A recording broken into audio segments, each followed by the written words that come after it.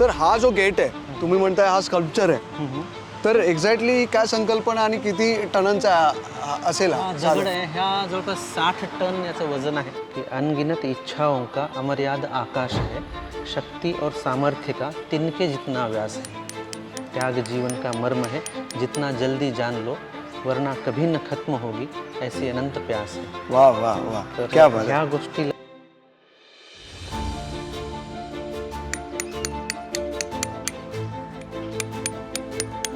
हे गोल जे दिसतं ही पृथ्वी आहे, बरोबर आहे. तर ही पृथ्वी फक्त आपली एकट्याची नाही, संपूर्ण निसर्ग, संपूर्ण जीवसृष्टी त्या सर्वांचे मिळून आहे. ह्या शिल्पाचं नाव आहे दादीमा का संदूक. हे जे खालती तुम्हाला दोन जे गेट दिसत हो. तो एंट्री पॉइंट आहे आणि वरती जे दिसते तुम्हाला ते शिल्पाच्या तो तुमचा अंतिम ध्येय आहे. हॅलो हाय, कसं काय. मी R J Amol. Fresh morning, good vibes. मी आहे आर्यमध्ये आणि तुम्हाला दाखवण्यासाठी आलेलो आहे तर काय, the global art centre Arya museum. काय आहे हा म्युझियम, काय आहे आतमध्ये, या सगळ्या गोष्टींची चर्चा आतमध्ये जाऊन करूयात आणि काहीतरी खास आजचा हा एपिसोड तुमच्यासाठी. Let's go. टँटेड अँड आता आलेलो आहे आणि म्हणजे तुम्ही इथे आल्यानंतर शहरी भागामध्ये असं सगळं सौंदर्य दिसणं म्हणजे मी नाही सांगू शकत शब्दामध्ये. मला असं वाटतं की ज्यांचे शब्द, ज्यांचे बोल आणि ज्यांची ही कला आहे त्यांच्याकडे जाऊया, जाणून घेऊया की नेमकं द ग्लोबल आर्ट सेंटर या म्युझियममध्ये काय आहे खासियत आणि वैशिष्ट्य, हे सगळं तुम्हाला दाखवणार आहे. सो व्हिडिओ एंडपर्यंत नक्की बघा. सर समोर आहे तिकडे बसले. हे दिवसभर इकडेच असतात. ऑन ऑफ चालते पण जास्त वेळ इकडेच असतं सर. ओके, चलो. ज्या व्यक्तीला मी तुम्हाला भेटवणार होतो ते आत्ता पण काम करत आहेत, गेले अनेक वर्ष कामच करत आलेले आहेत आणि जिथे मी आहे मी काय सांगू, ज्यांच्यावर मी आहे मी काय सांगू, ते खुद आपल्यासोबत आहेत. बघा, मी आलो तरी काम स्टॉप नाही करत आहे. डॉक्टर नरेंद्र बोर्ले पवार सर आपल्यासोबत आहेत. सर, स्वागत आहे मॅक्स महाराष्ट्र या चॅनलवर. Thank you sir. पहिले तर मला तुम्हाला शुभेच्छा द्यायच्यात, कारण मुंबईसारख्या ठिकाणी अशी एक संकल्पना मांडणं आणि त्याच्यावरती वर्कआउट, हे बघा चालूच आहे काम. आम्हाला लवकरच एक स्वप्न जे आहे मुंबईकरांसाठीचं किंवा भारतातून येणाऱ्या नागरिकांसाठीचं, तर एक तुम्ही साकार करताना दिसताय. तुम्हाला शुभेच्छा. काय ही संकल्पना आणि कशी डोक्यात आली ही कला, ह्यातून तुम्ही जे साकार केलेलं आहेत, या अनेक शिल्प मी बघतो येते वेगवेगळ्या, काय आहेत थॉट्स, काय सांगाल थोडक्यात आमच्या प्रेक्षकांना. नमस्कार. मॅक्स महाराष्ट्राची टीम आज पहिल्यांदाच ओम द ग्लोबल आर्ट सेंटर आणि आर्य म्युझियममध्ये आलेली आहे. रवींद्र आंबेकर माझे खूप चांगले मित्र आहेत, बऱ्याच वर्षांपासून मित्र आहेत आणि त्यांचा हा समूह आज पहिल्यांदा इथे येऊन काहीतरी शूट करतो आहे आणि त्यांच्या माध्यमातून महाराष्ट्रापर्यंत हे पोहोचवण्याचं आज आमचं थोडासा छोटासा मानस होता. तर हे जे आर्ट सेंटर आहे, आर्ट सेंटर ही कॉन्सेप्टच म्हणजे महाराष्ट्रासाठी थोडीशी नवीन आहे, कारण हे आर्ट सेंटर व्हिज्युअल आर्टला डेडिकेटेड आहे आणि याच्यामध्ये 3 गोष्टींचं व्हर्टिकल आहे. एक आहे व्हिज्युअल आर्ट, ज्याला आपण दृश्यकला म्हणतो. दृश्यकला, भारतीय संस्कृती आणि पर्यावरण, या 3 विषयांचं फ्युजन आपण ह्या सेंटरमध्ये करतो आहे आणि एक ट्रीट असेल संपूर्ण मुंबईवासियांसाठी, महाराष्ट्रीयन लोकांसाठी, संपूर्ण महाराष्ट्रातल्या लोकांसाठी आणि संपूर्ण देशभरातल्या लोकांसाठी. हा एक प्लॅटफॉर्म असेल जिथे आपण भारतीय कल्चर जगाच्या समोर मांडू शकू आणि काहीतरी थातूरमातूर अशा गोष्टी करून किंवा काहीतरी प्लास्टिकचं काहीतरी तयार करून फक्त शो ऑफ न करता सायलेंटली पण लॉंग टर्म असं काही करता येईल का, त्याच्यावर आमचा फोकस आहे. क्या बात आहे. आणि आम्ही त्याला शाश्वत माध्यम निवडले. हा दगड आहे, या दगडामध्ये आम्ही काम करतोय. जवळपास 20-20, 25-25 फुटाची दगडाची शिल्प आम्ही इथं बनवतोय. क्या बात. मग आता हे कोण बनवतं, तर मी एकटाच बनवतोय का? नाही, मी चित्रकार आहे, मी शिल्पकार आहे, मी तर बनवतोय, पण संपूर्ण देशातनं, संपूर्ण जगातनं इथे नामवंत शिल्पकार, चित्रकार येतात, आपल्याकडे राहतात, एक महिना इथे राहतात आणि राहून मग ते या ठिकाणी एक थॉट त्यांचा कायमस्वरूपी ठेवून जातात. दगड हे असं माध्यम आहे ना, अमोलजी, तुम्ही पाहायला असेल अनादी काळापासून दगडाचं अस्तित्व आहे. पृथ्वीच्या निर्मितीपासून दगड आहे.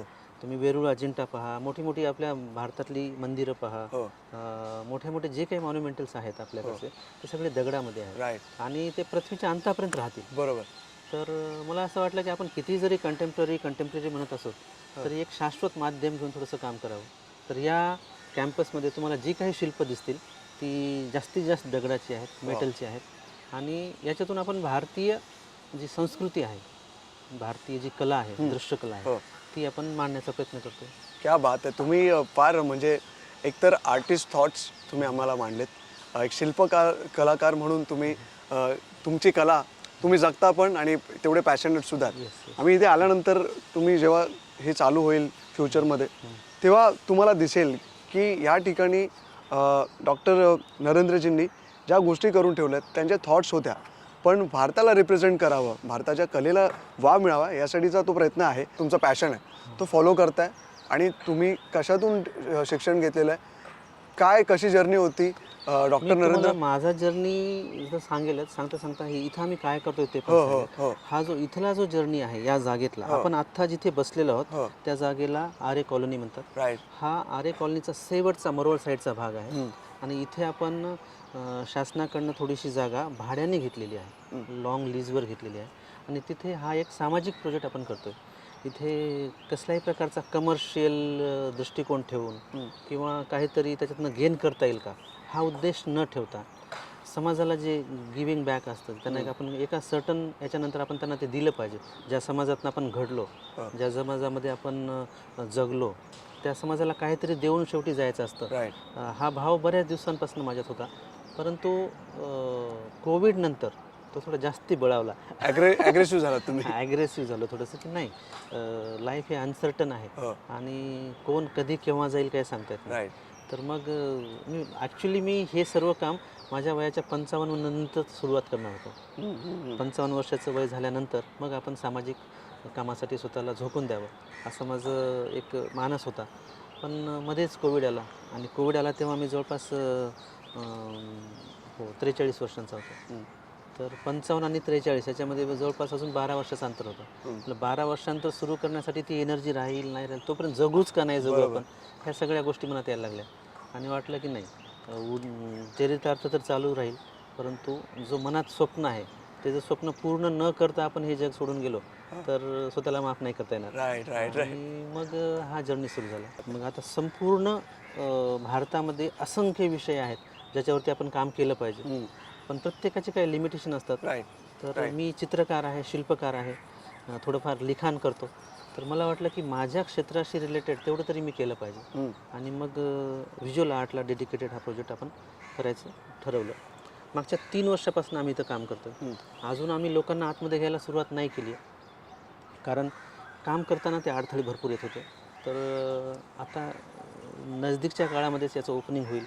कुणातरी देशातल्या किंवा राज्यातल्या नामवंत व्यक्तीच्या हातून त्याचं आपण उद्घाटन करणार आहोत आणि त्यानंतर सर्वसामान्य सर्व नागरिकांसाठी हा प्रोजेक्ट ओपन असेल. सगळेजण आपल्या मुलाबाळांना घेऊन, स्कूलचे कॉलेजचे लोक आपल्या विद्यार्थ्यांना घेऊन इथे येऊ शकतात. दृश्यकला नेमकं काय आहे, चित्रकला म्हणजे नेमकी कशी असते, कशासोबत खायची असते, बरोबर, शिल्पकला काय असते, शिल्पकलेचे काय काय प्रकार आहेत, भारतीय संस्कृती नेमकी काय आहे, कशी आहे, या सगळ्यांचा उहापोह आपण ह्या दृश्यकलेच्या माध्यमातून इथे दाखवणार आहोत. हे दाखवताना जी महत्त्वाचा एक विषय आम्ही इथे मांडतो आहे, पर्यावरण.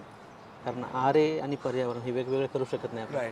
तर आरे म्हटलं का पर्यावरण, आणि मला मुंबईचं लंग्ज आहे असं ऐकलं होतं आरेबद्दल. पण आरेमध्ये जेव्हा येऊन मी स्वतः प्रत्यक्ष काम करायला लागलो तेव्हा त्याचं महत्त्व किती आहे, माणसाच्या आयुष्यामध्ये झाडाचं महत्त्व किती आहे. झाड जर नसेल, जर माणसाच्या आयुष्यातून जर हिरवळ काढली तर तो कसा असेल, त्याचं म्हणजे याची कल्पनासुद्धा करावत नव्हती. मग खरंच हे पर्यावरण वाचलं पाहिजे, जगलं पाहिजे. त्यासाठी मला माझ्या कलेच्या माध्यमातून काही दाखवता येईल का, त्याचा आम्ही प्रयत्न केला. मी तुम्हाला सांगितलं की याच्यामध्ये मानवी इच्छा, स्वप्न, त्या पूर्ण करण्यासाठी खर्च घालणारी आपली ताकद, त्याच्यातला द्वंद्व आणि त्याच्यावरचा अंतिम उपाय त्याग, याच्यावरती हे शिल्प आहे. आणि त्याचं प्रतिकात्मक व्हिज्युअल दृश्य स्वरूपात आपण इथे दाखवलेलं आहे. पहा की आपल्या ज्या इच्छा आहेत त्याच्यावर कुठेतरी अंकुश ठेवणारी आपलीच दोरी आपल्याच नकेलमध्ये लावून आपण खालती ओढतोय, त्याला कुठेतरी त्याच्याकडे अंकुश ठेवतोय. आणि या साईडला 2 हात असे आहेत, असे 2 हात आहेत, ते त्याग करत आहेत. अर्पण करतो, सोडून देतो. ओके. म्हणजे लेट गो जो असतो ना हो. तो प्रकार इथे आहे. आणि याच्यावर मी काही स्वतःच मी लिखाण करतो. एक माझी स्वतःची कविता आहे, तर ती कविता याच्यावरती मी उघडलेली आहे. हो. ती अशी आहे की अनगिनत इच्छाओं का अमर्याद आकाश है, शक्ति और सामर्थ्य का तिनके जितना व्यास है, त्याग जीवन का मर्म है, जितना जल्दी जान लो वरना कभी न खत्म होगी ऐसी अनंत प्यास है. वा वा वा, तर क्या बात आहे. ह्या गोष्टीला दाखवणारं हे दृश्य स्वरूप आहे. तर अशी हे माझं स्वतःचं शिल्प आहे. अशी भरपूर शिल्पकार येऊन इथे शिल्प करतात.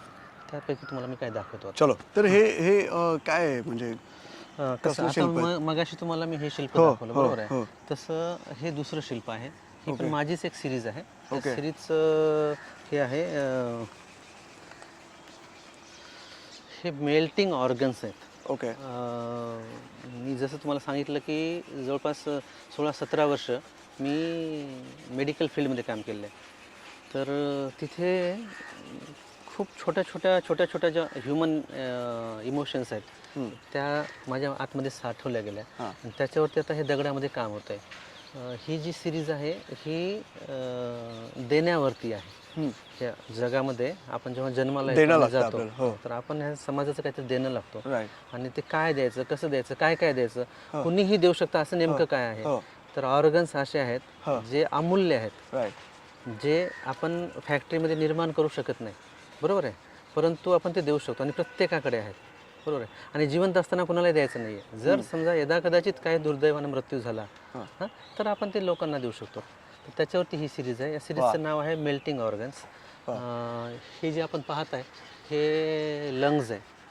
तर ह्या लंग्समध्ये हा दगडामध्ये आहे, जवळपास 11 फुटाचं शिल्प आहे हे. आणि हे पहा मेल्ट होतं, हे मेल्ट होताना दिसते तुम्हाला. हे मेल्टिंग आहे सर्व.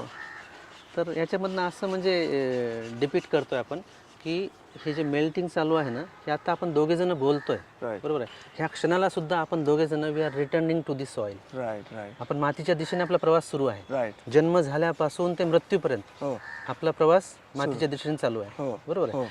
तर हा जो प्रवास आहे ना, हा फक्त त्या क्षणाला थांबतो जेव्हा आपण डेथ होती. डेथ होती आपली, जेव्हा आपण मरतो तेव्हा थांबतो. Whether you belongs to any religion, Hindu, Muslim, Sikh, ईसाई, आपल्याला जमिनीतच जायचं आहे. राईट. आणि हा जो जमिनीमध्ये जाण्याचा जो प्रवास आहे हा कंटिन्यू चालू आहे. प्रत्येक श्वासास निगडीत आपण जमिनीकडे चाललो आहे. तर हे टोटल विरघळून व्हॅनिश होण्यापूर्वी हो. ह्या मातीसाठी, या समाजासाठी, या देशासाठी, इथल्या नागरिकांसाठी जर काही करता आलं तर आपण करावं, असं याच्यामध्ये मेसेज आहे. असे मेसेजेस आपण या कामातनं येणाऱ्या पिढीला, येणाऱ्या जनरेशन्सला, इथं येणाऱ्या स्कूल कॉलेजच्या मुलांना, हे आपल्याला त्याच्यातून द्यायचा एक उद्देश आहे आपला. क्या बात आहे सर. हे आहे आपलं. तुम्हाला मी मगाशी सांगितलं ना की या सेंटरचं नावच आहे ओम द ग्लोबल आर्ट सेंटर आणि आर्य म्युझियम. तर हे आर्य म्युझियमचा आपण फलक तयार करतोय. हे ऑनगोईंग काम आहे, चालू आहे काम. त्याला पूर्ण व्हायला आणखीन किमान 2 महिने लागतील. तर अशा प्रकारचं आहे. आता हे दगडामध्ये आहे. आपण जर समजा एक साईन बोर्ड करायचा असेल, साईन बोर्ड आपला 2 दिवसात तयार होईल. राईट. जेव्हा तुम्ही दगडाला माध्यम म्हणून निवडता तेव्हा तिथे मेहनतीशीला पर्याय नाही. प्रश्नच हे नाही. सर्व हाताने बनवतो. हे पण हे माझं बघा काम आहे. किती कोरीव काम आहे. हे बघा थोडं जवळ या. हे बघ किती कोरीव काम आहे आणि किती चालू असलेलं काम आहे. परफेक्ट काम आहे. अपूर्ण काम आहे हे. आणि हे जे दगड आहेत हे कुठून मागवले जातात? ही दगडं आपण संपूर्ण भारतातनं मागवतो. याच्यामध्ये प्रामुख्यानं तुम्ही पाहाल तर राजस्थानमध्ये जास्ती दगड आहेत. ओके. राजस्थानमधून बरेचसे दगड येतात. आपल्या महाराष्ट्रातला बसाल्ट आहे. बसाल्ट खूप चांगला दगड आहे. तर बसाल्ट पण आहे आपल्याकडं. राजस्थानचा हा ब्लॅक मार्बल तुम्ही जो आता पाहिलात, हा जो आहे हा व्हाईट मार्बल आहे. हे जॅपनीज आर्टिस्ट आहेत, जपानचे आर्टिस्ट आहेत, हिरोशी मियोची. ओके. तर हिरोशी मियाचीचं हे काम आहे. तर ह्याने जरी तो जपानचा आर्टिस्ट असला तरी ह्याने याच्यामध्ये दाखवताना इंडियन कल्चर दाखवलेलं आहे. ओके.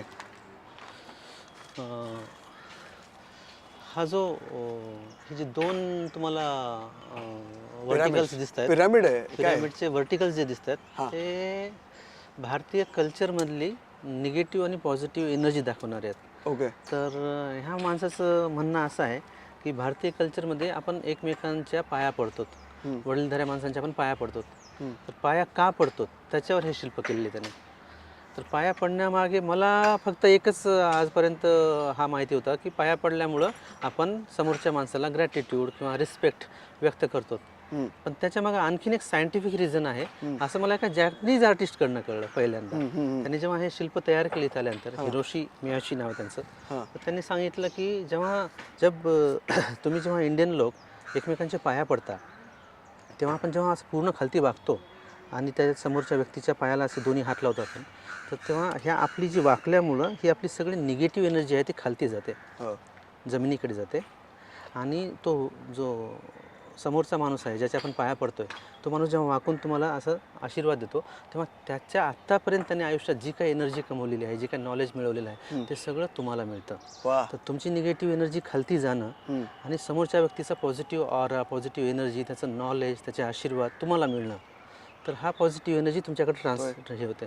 हे निगेटिव्ह एनर्जी जाणं आणि पॉझिटिव्ह एनर्जी येणं, ह्या दोन्ही गोष्टीला त्यांनी ह्या शिल्पामध्ये मांडलेलं आहे. एक निगेटिव्ह पिलर आहे, एक पॉझिटिव्ह पिलर आहे. हे जे काम आहे हे पण एक शिल्पच आहे, पण हे रेव्होल्युशनचं शिल्प आहे. म्हणजे मानवाच्या उत्क्रांतीचं जे आपण एव्होल्युशन म्हणतो ना, ह्युमन एव्होल्युशन, त्याच्यावरती हे शिल्प आहे. तर हे करताना मी काय दाखवतो याच्यामध्ये की हे जवळपास 15 फुटाचं व्हील आहे. व्हील हे प्रगतीचं प्रतीक आहे, बरोबर आहे. आणि ह्याला समाजातली सगळी लोक मिळून, म्हणजे त्याच्यापासून तुमच्या नाला साफ करणारा जो सफाई कामगार आहे तिथून ते तुमच्या न्यूक्लिअर रिसर्चवरती काम करणारे शास्त्रज्ञ आहेत तिथपर्यंत सगळे लोक कलेक्टिव्हली एफर्ट्स करतात, म्हणून हा समाज पुढे जातो, बरोबर आहे. तर ह्या सगळ्या जर्नीचं शिल्प हे आहे, दॅट इज ह्युमन एव्होल्युशन.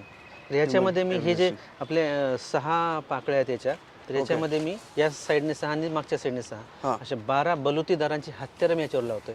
म्हणजे आपण भारताचा जो आत्मा आहे तो गावामध्ये आहे म्हणतात, बरोबर आहे ना. तर गाव हे 12 बलुतीदारांमुळे चालतं, बरोबर आहे. आणि गाव चाललं तर शहर चालतं, शहर चाललं तर देश चालतो, बरोबर आहे. तर मग हे आता भारताची जी रिअल आपण असणं आहे, भारताचं जे सोल आहे तो गावांमध्ये आहे. तर ते गाव कसं चालतं आणि त्याच्यापासून आपण इथपर्यंत कसे पोहोचलो, तर ह्या सगळ्या गोष्टी ह्या शिल्पामध्ये येतील. या शिल्पाचं नाव आहे द एव्होल्युशन. हे मेटलमध्ये आहे, जवळपास 35 फुटाचं हे शिल्प आहे आणि पूर्ण मेटलचं असेल. क्या बात आहे. मी तुम्हाला मगाशी बोललो की शिल्प इथं कोण तयार करतं. तर आता हा आपला एक स्कल्पचर कॅम्प इथे झाला होता, सिम्पोजियम झाला होता, ही रेसिडेन्सी होती. याच्यामध्ये ज्या स्कल्प्टर्सनी पार्टिसिपेट केलं ते रॉबिन डेव्हिड सर आहेत, अनिल कुमार आहेत, टुटू पटनायक आहेत, भूपेश कवाडी आहेत, हिरोशी मियाची आहेत, विशाल भटनागर आहेत.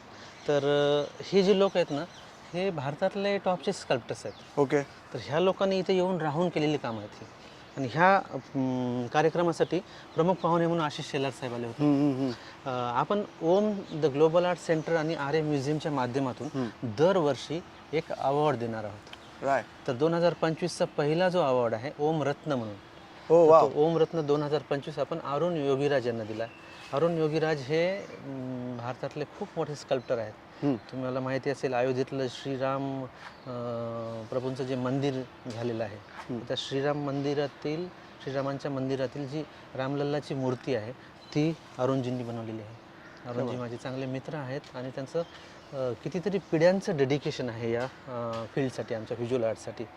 तर जेव्हा हा प्रोग्राम आम्ही करत होतो तेव्हा अरुणजींना मी रिक्वेस्ट केलं की तुम्ही येऊ शकाल का, असं आम्हाला एक तुम्हाला पुरस्कार द्यायचा आहे. त्यांनी फार मोठ्या आनंदाने त्याला स्वीकार केलं आणि आपण आशिष शेलारजींच्या हातून त्यांचा पहिला ओम रत्न अवॉर्ड देऊन सन्मान केला. वा वा वा, क्या बात आहे, क्या बात. रवींद्रनाथ टागोरांना आणि माझे एक मित्र आहेत रवींद्रजी, त्यांना दोघांनाही समर्पित गॅलरी आहे. तर ह्या गॅलरीमध्ये आपण एक फेरफटका मारूयात, तुम्हाला नेमकं आपण आतमध्ये कसं दाखवतो, काय दाखवतो. हे गॅलरी ही फ्युचरमध्ये मोठ्या मोठ्या आर्टिस्टचे शो क्युरेट करण्यासाठी याचा वापर होईल.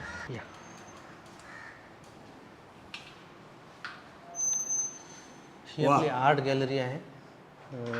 आर्ट गॅलरीमध्ये आपण चित्र, शिल्प आणि छोटे प्लांट्स ठेवणार आहोत. तर ह्याच्यामध्ये छोटे छोटे सेक्शन्स आहेत. भारतातील नामवंत चित्रकारांचे, शिल्पकारांचे शोज इथे होतील भविष्यामध्ये. आणि आज आपल्याला मुंबईमध्ये दृश्यकला म्हटलं की फक्त आपण टाउन साईडला किंवा साऊथ मुंबईमध्येच आपल्याला जावं लागतं. तर सबबमधल्या लोकांनासुद्धा पाहण्यासाठी एक चांगली गॅलरी आपण इथे तयार केली. वा वा वा. हे काम आहे लावलेलं.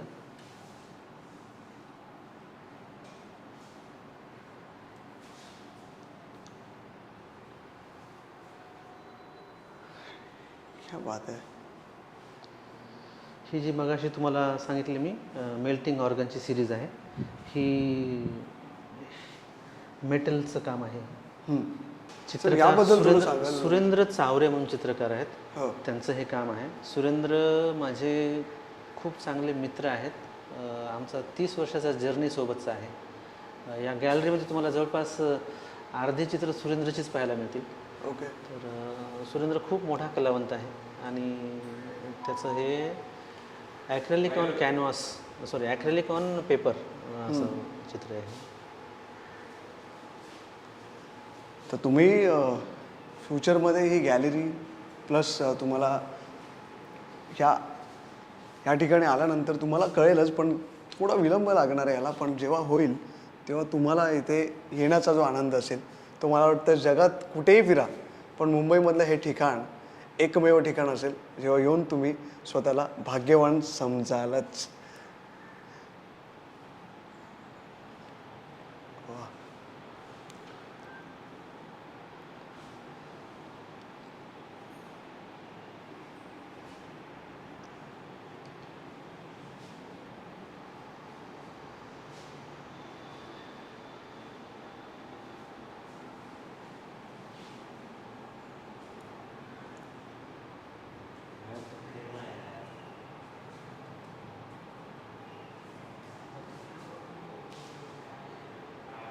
काय हॅट्स ऑफ.